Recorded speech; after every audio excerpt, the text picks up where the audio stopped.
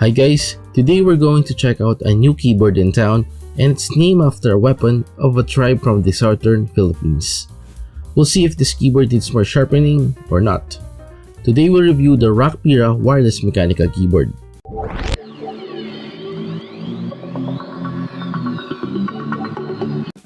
Inside the box, it only contains the user manual, the keycap and keyboard switches sets, holder, and lastly, the USB cable. The packaging is a bit different because you'll be the one to put up the switches and the keycaps. If you're going to check, Rakk Pirah is available with different switches. The options are Kale Box White and Speed Bronze, Gateron Milky White, Red and Black, and lastly, Rakk Katala and Rakk Kalaw. The Katala and Kalaw are keyboard switches made by Rakk gears themselves. In my case, I opted for Gateron Milky White and it was a mistake. As you can see, the illumination of the backlighting is not too bright.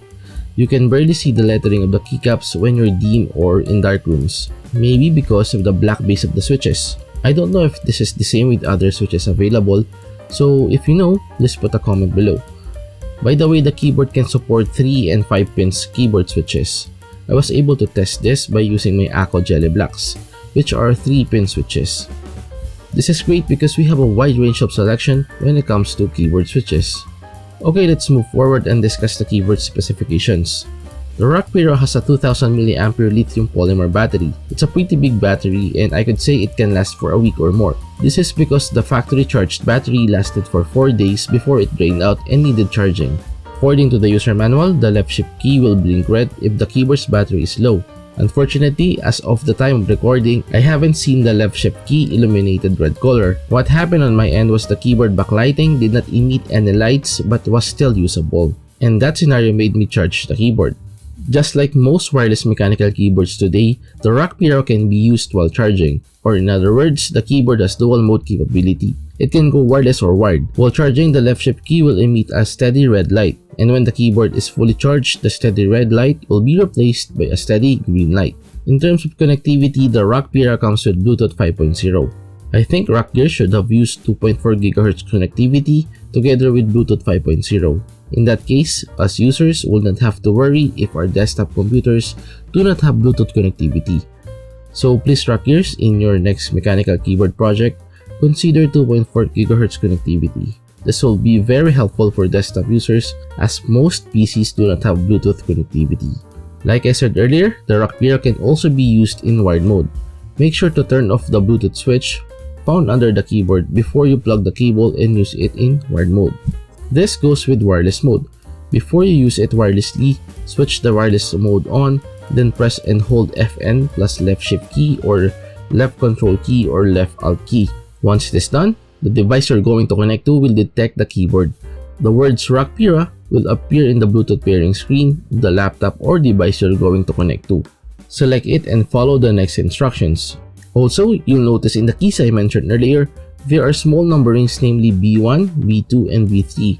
These are Bluetooth profiles of the keyboard because you can use it in 3 different devices. Each profile has a connection status indicator found beside the enter key. The detailed instruction on how to switch profiles can be found in the user manual. Just browse through it when you get this keyboard. One interesting inclusion of the keyboard are the dampeners. This is the first time I see dampeners in a pre-built mechanical keyboard. Moving forward, upon checking the stabilizers, it's robustly intact. There is no wobbling when you try to move the key. I guess this is because of the dampeners attached to it. Also, as you noticed, the Rakk Pirah utilizes cherry-style stabilizers, which are common in most mechanical keyboards today. Now, as for the mounting, the keyboard is mounted using a tray mounting style because you can see the visible screws drilled on the plate. I hope Rakk gears made it gasket mounted, as this is one of the most popular mounting styles today. Who knows, right? Maybe in their next mechanical keyboard project, they'll consider gasket mounting. In terms of polling rate, the Rakk Pirah has 1000 Hz ultra polling rate. The 1000 Hz polling rate is great in gaming, especially when playing Oz. It also supports NKRO or anti-ghosting. But my suggestion is, if you're playing competitive games, use the keyboard in wired mode. The keyboard can also be fine-tuned using Rakk software. Again, like in our previous videos, we will not showcase the software here. We just want to review whatever is inside the box. So for that part, I'm sorry, I cannot show it to you. In terms of the weight, the keyboard weighs around 770 grams.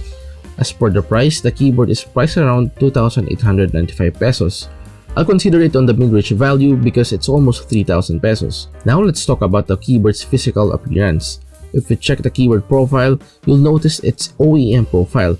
The housing of the keyboard hides the keyboard switches as well if you look at the sides of it. At the bottom, it has adjustable keyboard stands and rubber stoppers. I like the keyboard stands they put in this one because you can still adjust depending on your comfortability. Also, the rubber stoppers are pretty good too. It doesn't slide on your desk while you're using the keyboard.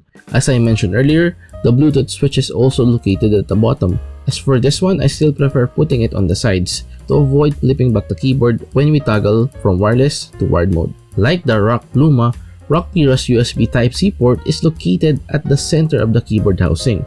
For me, it's fine if it's at the center, but adjusting it on the left or right is much better. Let's see if Rakk will adjust the positioning of the Type-C port on their next keyboard project. Another noticeable part of the keyboard is the volume knob. This feature is getting more and more prevalent in mechanical keyboards today.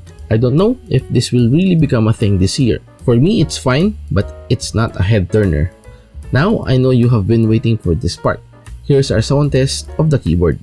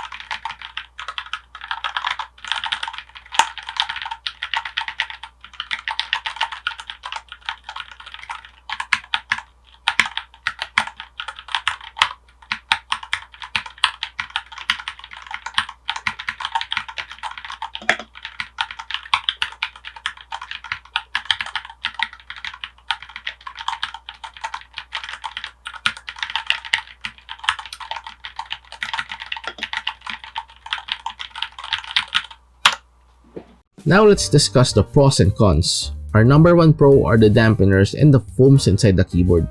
For me, this is surely a pro. Rakk beef up the keyboard with the aforementioned modifications, which you will not see in most mechanical keyboards today.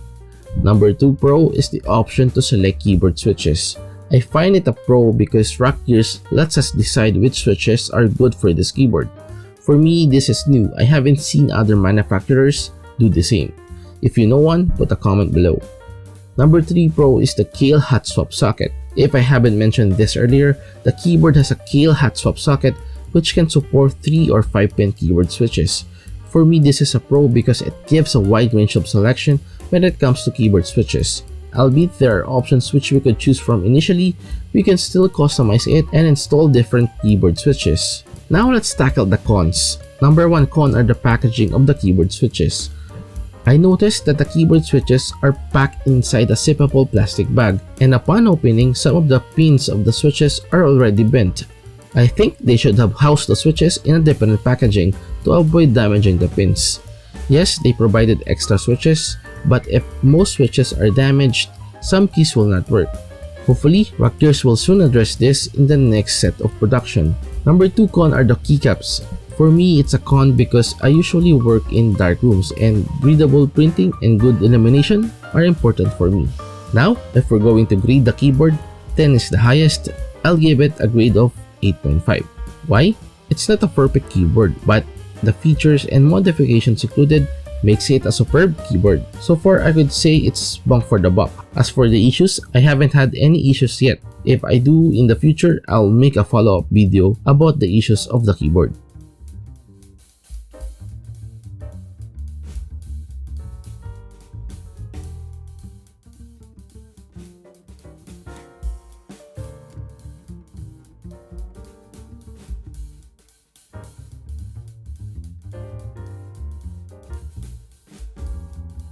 Guys, we've reached the end part now.